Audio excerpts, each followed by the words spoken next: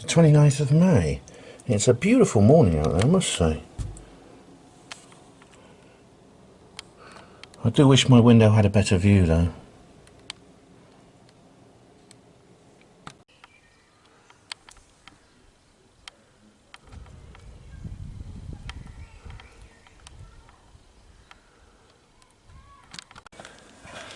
Hospital reporters, pride and dignity, stop the New World Order. Welcome to Panmo TV. I've got some good news for you today. Some very good news indeed. At least it's made me very happy. I've started watching Slaxxxer again. Now, I don't know how many of you actually, I think most of you at some point who watch my channel have gone over and watched Slaxxxer as well, because Slaxxxer is kind of like me. It sort of came onto YouTube around the same time and has I think we share a lot of audience.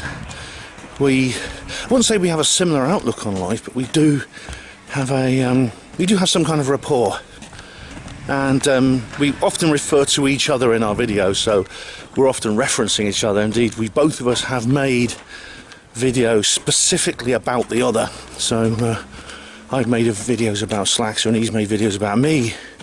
My most recent one was called Slaxxxer Sadness.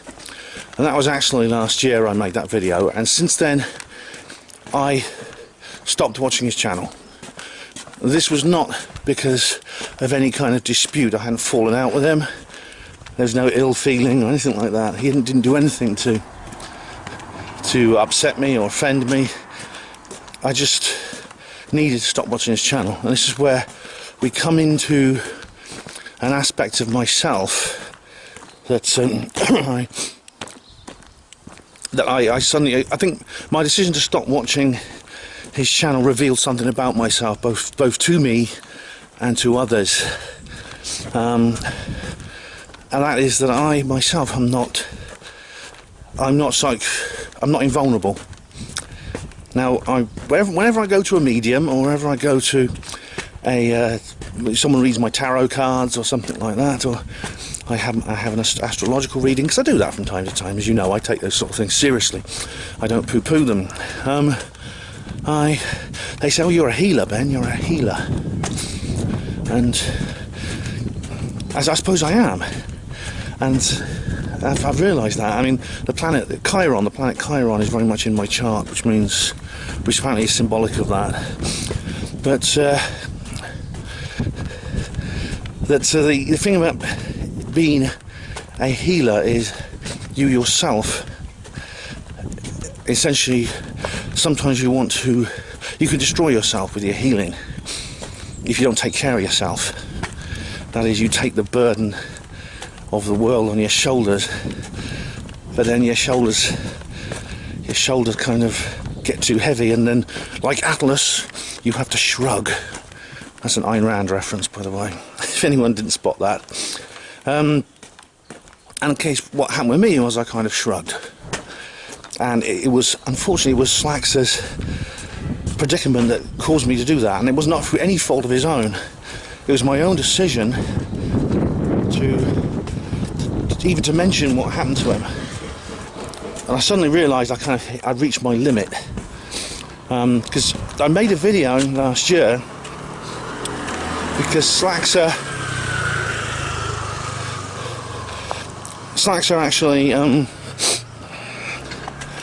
he was involved in a relationship. He was living with this lady, Megan. It was kind of, I mean, I don't think they were formally married, but it was kind of like a husband-wife relationship. They were living together, they had a child, and things like that. And they split up, and Slaxxxer was in a very, very bad way mentally as a result of this, and he documented his own agony in a series of videos he made. And I was watching these videos, I suddenly realised, as much as I felt for him, I really did, that I could no longer keep absorbing all this pain. I mean, it's like Stefan Molyneux says, you have to manage your exposure to horrors. And I suddenly realised that I wasn't managing my exposure to this horror. I was just basically opened the door wide, the floodgates wide, and was letting it in. And so, through no fault of Slaxxxer's, Slaxxxer did absolutely nothing wrong here. He's perfectly entitled to make his videos to talk about his own life. He's always done that when things are good and rosy. Now he continued his dedication to vlogging his own life when things got bad. But I decided I'd stop watching his channel. I told him so, and he was very understanding about it. So that's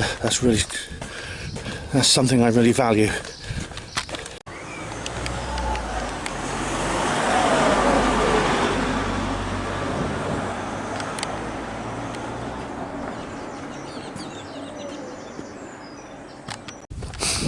Okay, I'm filming this video in little chunks because basically I'm at work, so I'm sort of filming it as I walk between different jobs. I'm actually only working for 3 hours a day at the moment, but it is 7 days a week, better than nothing. At the moment we're in lockdown, of course, and most people are off work. They've been furloughed, as they call it. Stay at home, save lives, etc, etc. Of course, people moan about having to go to work a lot, don't they? But I do wonder how many of you out there who are furloughed and can't go to work, now you miss it and you'll be glad to get back. I do wonder. Slaxxxer appears to be... What happened was... I decided I'd check up on Slaxxxer again after not really even looking at anything he did for quite a few months, actually. I glanced at him, I've glanced in on him occasionally since last year when I decided to stop watching his channel. And when I decided I'd look at him again, and I ended up watching a couple of uploads. And then I watched a couple more, and a couple more. And now I've actually started watching his channel regularly. Not every single video. I have skipped a few, and I'm still skipping them now and again. So I'm not watching him as dedicatedly as I used to. You can see my shadow there. Hang on. I'm not as dedicatedly as I used to, but I am. I'm watching them. I'm watching some of them, some of the time. Maybe that will increase as time goes on, as I have to wean myself back into him, I think. It's something. Once I started, I realised that maybe the time was right to start watching him again. This is partly to do with... There's two factors here, him and me. The factor of him is that he is now, I think, from what I've seen, and from what he's talked about, and he's talked about himself, he's in a much better headspace than he was last year when he split up with Megan. He's much better. He has recovered considerably since the state he was in when I stopped watching his channel. He has. He appears to be more upbeat, and he appears to be stronger and more positive than he was back then. He's moved. Obviously, he's had to move. He's moved into Oxford City. He's got himself a roof. He's got a roof over and food on and things like that. So he's doing okay. He's not on some park bench somewhere. He shows his bedroom occasionally, and he's decorated it with his usual kind of decorations, his heavy metal stuff and things like that. He has preserved a very close relationship with his daughter, which is the most important thing of all. But in doing so, he has, I think, possibly saved her life. And I mean, what I mean by that is that when parents splitting up, is bad for a child, but as I explained this before in the last video, I'll put a link in the description box to that. But if the parents split up, and in the course of their splitting up, they turn on each other and they fight, and they forget the children, they just consume themselves with hatred and revenge, that can ruin a kid's life. And when you ruin a kid's life, when that kid becomes an adult, their life will suffer as a result of that.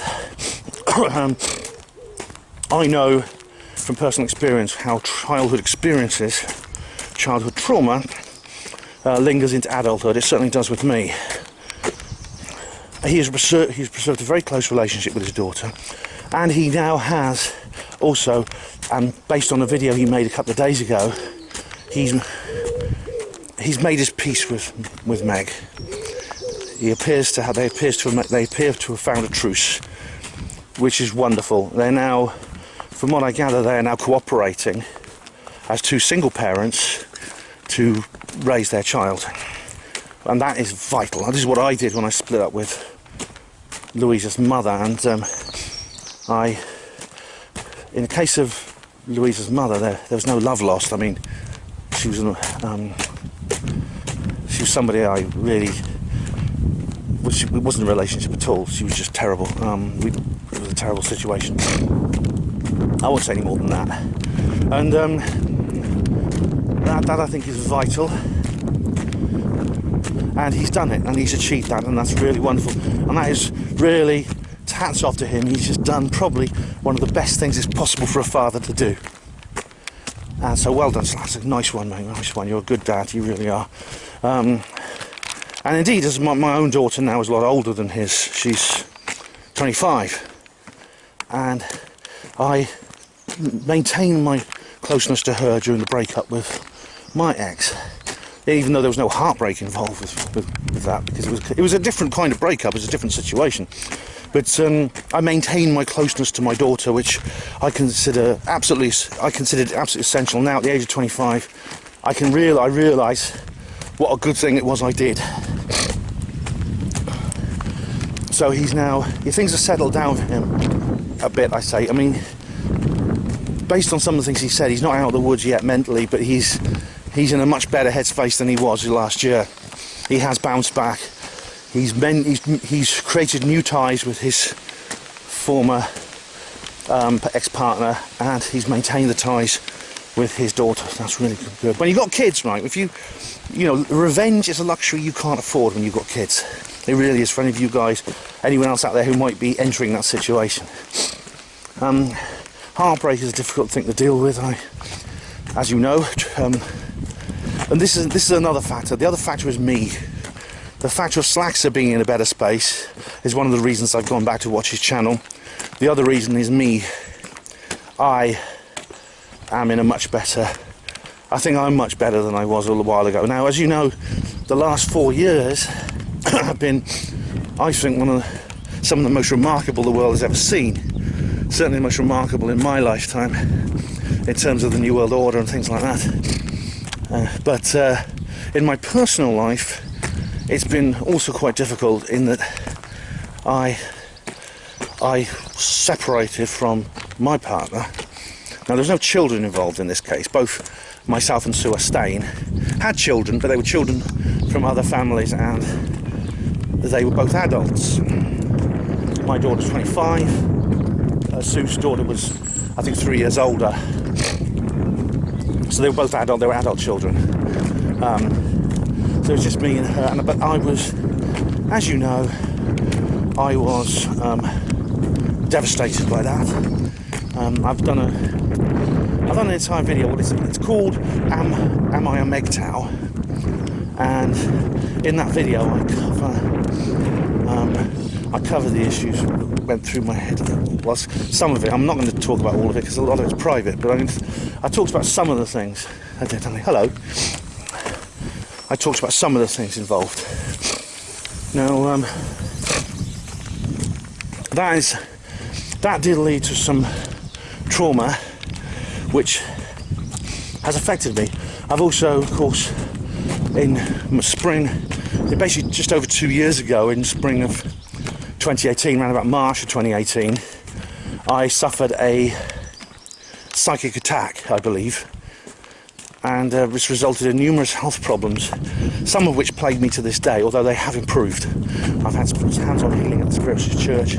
That had, as always, had a good effect, but there were some of those health problems are still lingering. I've had more healing since then from another medium, and well, I'm hoping that will work. But definitely something. I've done an entire video about that as well, which I might put a link to in the description box. I'm not sure if I remember. But so the other, I think I am better. Put it this way: when I think I'm better off myself. I myself am in a better position mentally now. I'm watching Slaxxxer's channel again than I was when I stopped watching it. So I feel maybe I have recovered somewhat. The healing has worked even if it's not cured everything physically about me, it has cured some of my mental problems. And so that makes me feel a sense of optimism that perhaps I didn't feel last year. So I feel I'm stronger. I feel I'm more able to absorb and integrate the information that Slaxxxer actually puts out, which I must say, and I mean, it's brilliant information, but like some of the best information, it's traumatic, it's robust, it's not all flowers and it's not all sweetness and light. It's not all flowers and bundles of poppies and things like that. It's not. And I mean, a lot of people, Slaxxxer gets criticised for being too morose, and I suppose he is very remote. He is very morose. He is something of a pessimist, I think. But that's life. That's the universe we live in. It is a hard, tough, in some cases, miserable universe sometimes. And he addresses the darker side of things, and the darker side exists, and it needs to be addressed.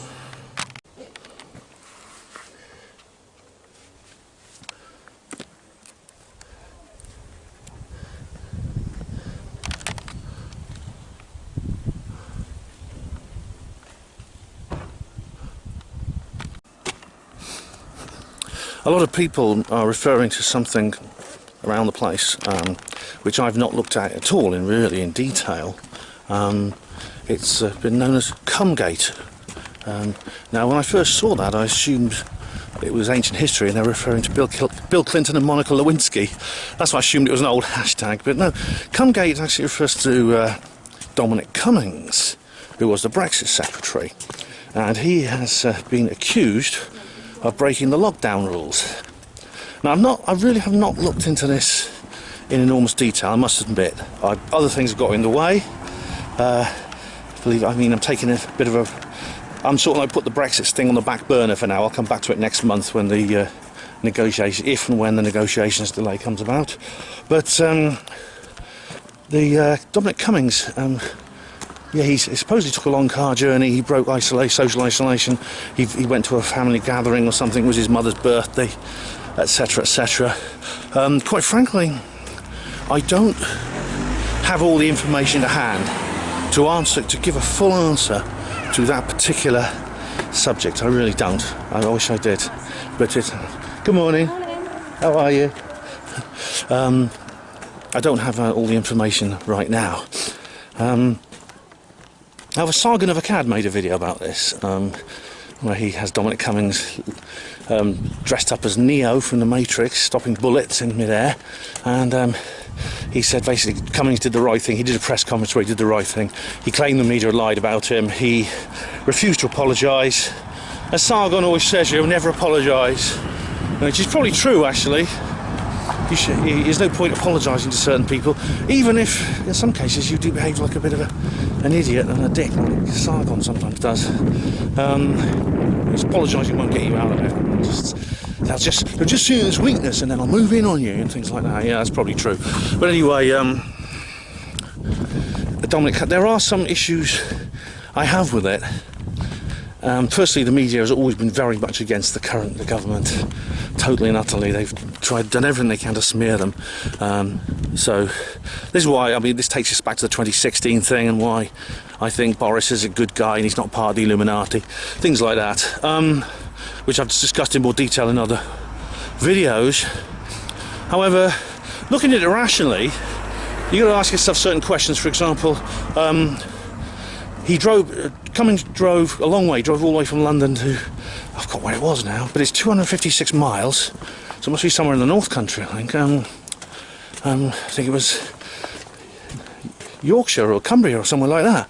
And he drove all the way back again. He never stopped for petrol. So we're looking at 500 miles, thereabout. 500 miles without stopping for petrol. And what's he got on a single tank? Either his whole car must be one giant petrol tank, or he shoved petrol cans in the boot and on the back seat. Did he do that? It's possible. Well, the police are investigating, apparently. But so far we haven't heard anything. I think I'll wait until Dominic is charged officially to see what happens. But Well, that brings us on to the police, doesn't it? 'Cause I've got a lot to say about the police today.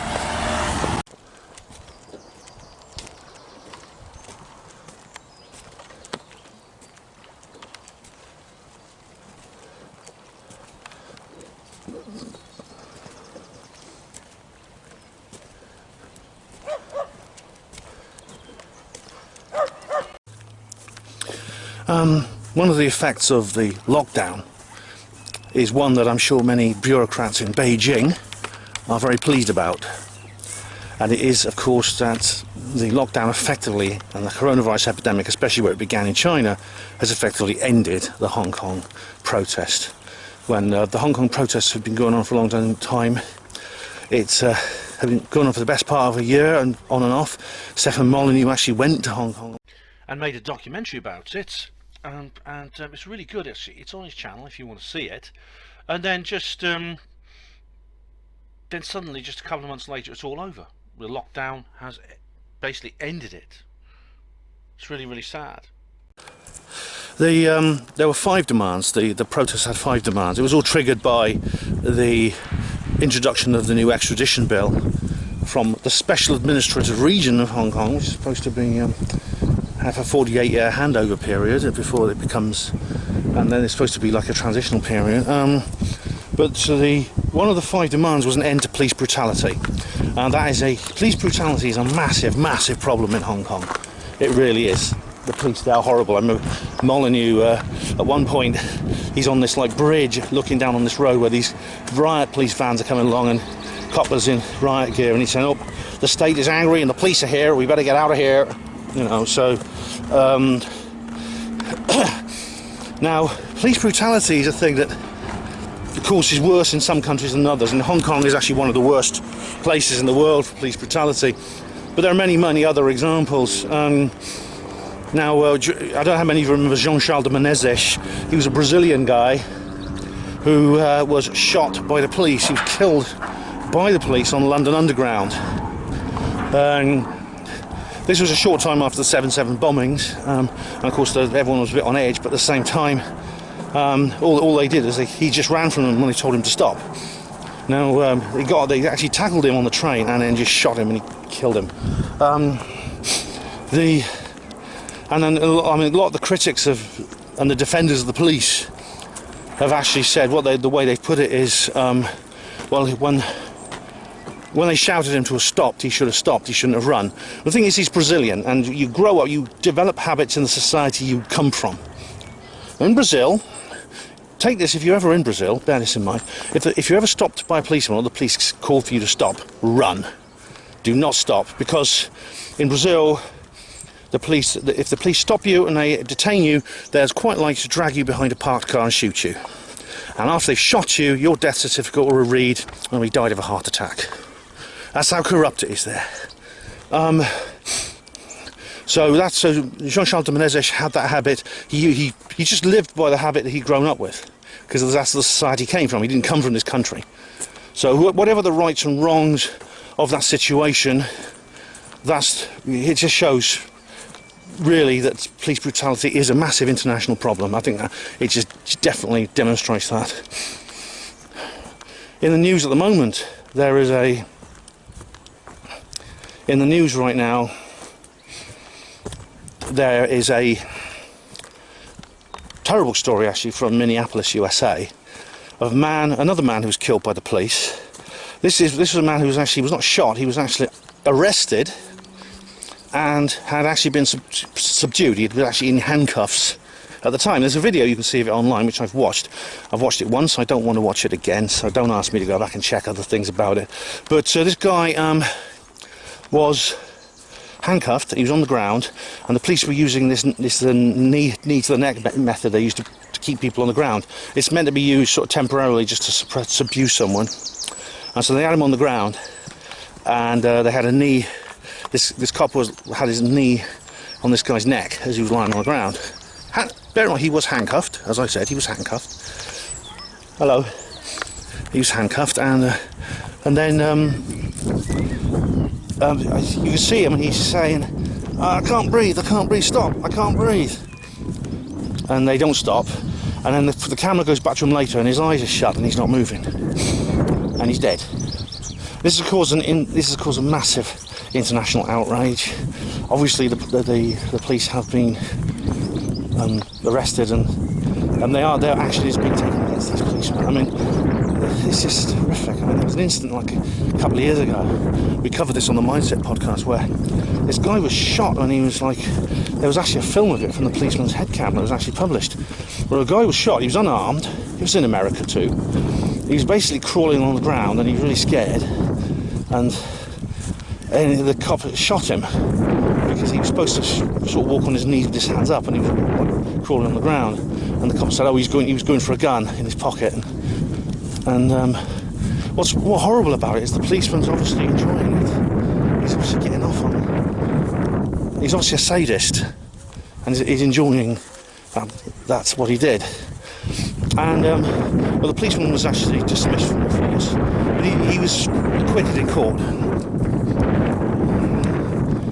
So yeah, I mean, the world is, as the world becomes more authoritarian, and it moves towards greater and greater internationalism, and what they call it post-democracy, the organs of the state, the organs of so-called law and order,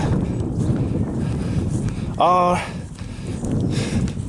responding in kind. They are acting the way that a more authoritarian government would want them to act, and that's now a massive problem internationally. I mean, what happened to that gentleman in Minneapolis the other day could happen to anyone at any time for almost no reason at all. It seems that anyone can be just stopped at any moment in the street and killed for no reason, or sometimes they're exposed. I mean, in this case, it seems to be that there's going to be some justice, but as I said, it's not always. When the guy who was shot on his hands and knees, he's received no justice.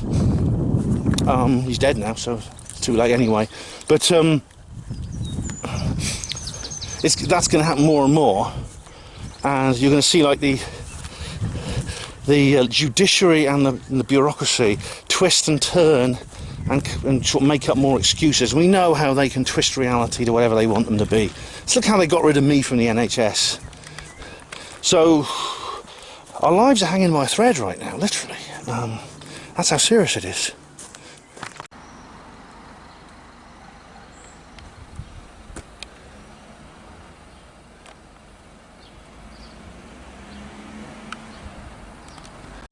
Sometimes you get deer in this field. None there today. One of the things Slaxxxer said in a recent video is one of them very poignant indeed. In fact, Slaxxxer says a lot of very poignant things in his videos, and some of them are quite emotionally draining, quite frankly. And this is one of the reasons I had to stop watching them, as I explained. He heard, I can't remember the exact story. Someone had died, or someone he knew found out that someone had died, and they sort of received word of it, even though they knew that this person was died. Intellectually, they knew this person was dead. They knew this person was dead, but they still found out, they got news of it, and this upset them, even though they already knew this person was dead. And of course, I'm sure Slaxxxer and I were both thinking of the same thing at this point, and it's the episode from Red Dwarf called Better Than Life.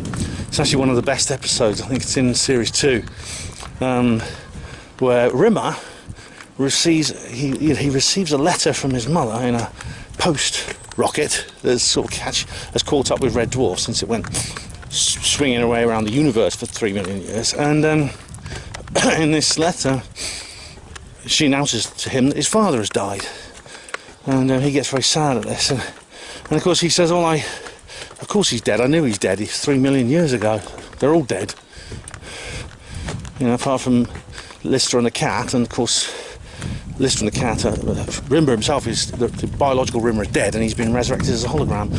But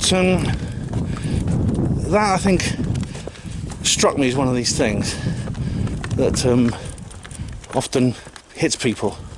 And of course it was this experience that led the characters to enter the sort of virtual reality game Better Than Life, which of course is the point of the entire story.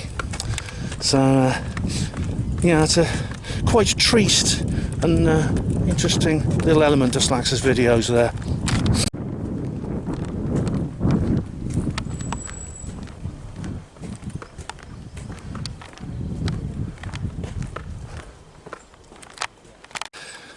I'm heading down this little pathway now, which is not far from Slaxxxer's Park actually, and I'm just marvelling at the weather. I mean, this spring has been gorgeous. It's been, weather-wise, it's been, I think, one of the best springs we've ever had, and it's moving into summer now, and I have a feeling I'll be making more videos about the weather. And that's not just because I'm British, because there's a distinct reason why. I think the weather is going to come up in a Hapanwo-esque form within the next few months. But yeah, it's made everything bearable. I think it's made the lockdown bearable. Viruses don't like sunlight. That's an interesting thing. It's the ultraviolet radiation in sunlight which kills them. This is why UV lamps are often used for sterilisation methods. We've gone dark again, so it's the aperture on the thing here. I've just been seeing the news. It's been announced actually last night. Trump, good old President Trump, he's signing an executive order relating to mainstream social media censorship. Well, what can I say? It's about bloody time. It's well, obviously I welcome this, but it's so late in the day. This is something that should have been done a couple of years ago. Social media, free speech on social media, of which Trump himself is one of the world's biggest beneficiaries. This is one of the major factors that got him elected. Has been curtailed since his election, since his successful election campaign, by mainstream social media giants with a left-wing bias. And indeed, as I explained on previous videos, I think I mentioned it on my comments reply video, I myself was zucked. But this situation, he hardly commented on it. He just said, "Oh, I'm monitoring the situation closely." Well, monitoring's not enough. He needed to do something. People getting their accounts deleted, they were getting kicked off Twitter, they were getting their videos demonetized, they were getting their videos taken down for so-called hate speech. And finally, after all this for so long, Trump has come out and he's actually taking proper action. He says he signed an executive order. There's going to be more. He says this is just the start. There's going to be more, because obviously he can't just dictate these things.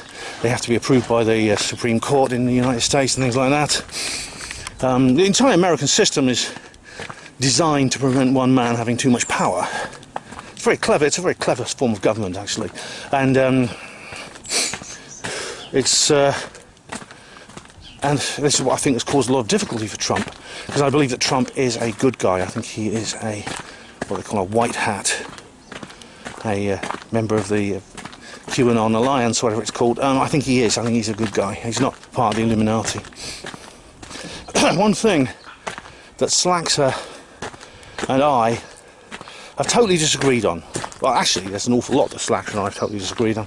But one of our principal disagreements is the nature of the Illuminati themselves, in terms of their psychology, in terms of their biospirit. Because I believe there is something fundamentally different about the Illuminati compared to human beings, your average human beings. Now, this doesn't mean there aren't people walking around in completely normal lives, non-Illuminati, who don't have the features that make up the biospirit and soul of the Illuminati, a member of the Illuminati. They're called psychopaths.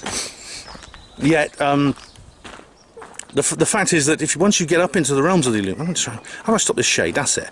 Once you get up into the high echelons of the Illuminati, into the pyramid with the eye in, you find a very, very different animal indeed. Now, Slaxxxer and I, one thing we agree on, I think we both agree there is an Illuminati. However, we disagree about what it is, about what it consists of. Slaxxxer believes, and correct me if I'm wrong, Slaxxxer, but Slaxxxer believes that basically the malevolence you find in the Illuminati lies really in the heart of every person. The Illuminati simply express that malevolence with more effect because they're in a position to do so. They have the means to do so. That all people have darkness within them. I mean, I accept that people do have a dark side. All people have a dark side. That's true. Yet, that darkness sort of comes to the fore once you're within the Illuminati because you have power. The Illuminati gives people power. It gives people the means, the clout to corrupt. The power they have corrupts them. It's an old phrase. Power corrupts. Absolute power corrupts absolutely. Now, I've always disagreed on that for reasons I've gone into in other videos. There is something fundamentally different about the Illuminati. This is not to say that people in general are all fluffy bunnies. I don't go along with this Rousseauian noble savage idea. Not that I'm a Hobbesian either. I'm referring to Jean-Jacques Rousseau, a French philosopher, who basically said that humans in our natural form are basically angels, and we are corrupted by any negative behaviour we exhibit is caused by the corruption of life itself, the corruption of society, our culture, our civilization. Thomas Hobbes said the opposite. He said nature is red in tooth and claw, and he was something of a moral nihilist. He lived a century after Rousseau, and he was one of his biggest critics. Now, I don't go along with the Rousseauian myths, but like I said, I think Hobbes was too black-pilled, to use the modern phrase. Thomas Hobbes was Thomas Hobbes was like Slaxxxer, basically. There is a dark side to people. People have a natural aggression to them. They have a natural tendency towards selfishness, violence, stupidity, willful ignorance. By that, I don't mean low intelligence. I mean willful ignorance. Hello, I mean willful ignorance. People do have that tendency. Yet, when you get up into the not so hallowed halls of the Illuminati elite, you find individuals who often appear in human form. They don't always appear in human form. They often appear in other forms as well. They are not human. This is the very highest levels. Sure, there's people lower down who are like psychopaths. They're human psychopaths, and they're just exactly what Slaxxxer says they are, and he's absolutely right about that. When you get up to the highest levels, the people who really call the shots, you find individuals who are not human. They are an intelligent species which is not of human nature and does not originate on planet Earth. And it does not have a human soul or biospirit. And it carries out acts that are beyond the capacity of humanity. And they are inhuman acts. Something beyond even what your average sadistic psychopath would do. And of course, the darkness in human... The thing is, the Illuminati... I think this is where Slaxxxer might have got confused. Because the Illuminati use that dark side of humanity. They use it to their advantage. The non-human Illuminati elite use darkness to their advantage. And you see this in what we were talking about earlier. Boom! Blimey. Sudden revelation. Click, it all falls into place. Police brutality. Police brutality is committed by humans who have essentially had their dark side harnessed to an agenda. And it doesn't have to be, and the same with the Gestapo officer and the Gulag guard and the Chinese tank driver who crushes protesters with his wheels, things like that, okay? These people are essentially have their dark side harnessed. And I'm not just talking, you don't have to actually be physically violent to be a person who's had their dark side harnessed. Those I think are equally dangerous and equally malevolent is the suited bureaucrat. Sitting in his study, in his office, in the university, or in the city or county council, or the petty civil servant who sort of like whispers Iago-like into the ear of the minister. And I'm thinking of that wonderful comedy series, Yes Minister. It's so funny. You have like it's a satirical comedy series about government. It's a very, very long-running comedy series. There's a minister who later becomes Prime Minister, and the title's changed to Prime Minister, called Jim Hacker, who is a rather weak and sort of blinkered and not very intelligent individual, shall we say. Yet he is continuously manipulated by his his secretary, his personal aide, his personal assistant, who is a civil servant called Sir Humphrey Appleby. And what happens is that Sir Humphrey will sort of like try and twist the minister around his little finger by giving him using very, very long, complicated dialogue, which is very funny because the viewer can see instantly that Sir Humphrey is talking a load of bollocks. And it's quite clever the way it's funny the way it's done. And Paul Eddington, who plays the hacker, goes, "Oh yes, yes, quite right, Sir Humphrey. I'm sure there are plenty of real Jim Hackers and plenty of real Sir Humphreys out there. There really are loads of them."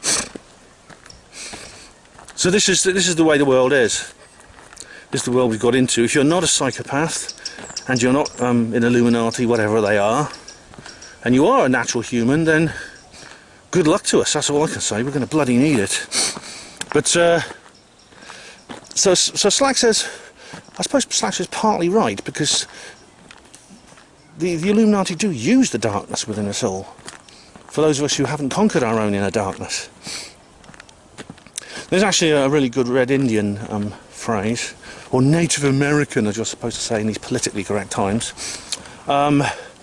which it's about the story of the two wolves. There are two wolves who are fighting each other. It goes in the heart of every man. There are two wolves who are continuously fighting each other. And the question is always asked of the person who says this: well, which wolf wins the fight? And he says one of them is love, peace, harmony, acceptance, and all these positive emotions. The other is hatred, anger, bitterness, regret, grief, and all the negative emotions. The one who wins that fight is the one we feed. There's very a lot of wisdom in that, I think. And Lisa at Cry Freedom Show, she appreciates that. It's great to be back in the world of Slaxxxer, I must say. And as I said, I'm only just dipping my feet in there. I'm not immersing myself in his world the way I used to. That might come with time. It may come with time. I might get back into it completely. So I'm not going to watch I'm not going to watch every upload he does. I'm not going to comment on every upload I'm not going to comment on it in the comments box of every video. I might comment on some of them. But I feel he has turned a corner, and I feel that I have. I think this eventuality of me watching Slaxxxer's channel again is a very, very positive sign. Even though I don't know exactly the full reasons why it's happened or why it's happening, it's just a symptom of something going on, which I think is very good for both of us. So, good to have you back, Slaxxxer. I've missed you, old buddy. I really have. And for the rest of you, thank you very much for watching. Hospital Porters, Pride and Dignity. Stop the New World Order.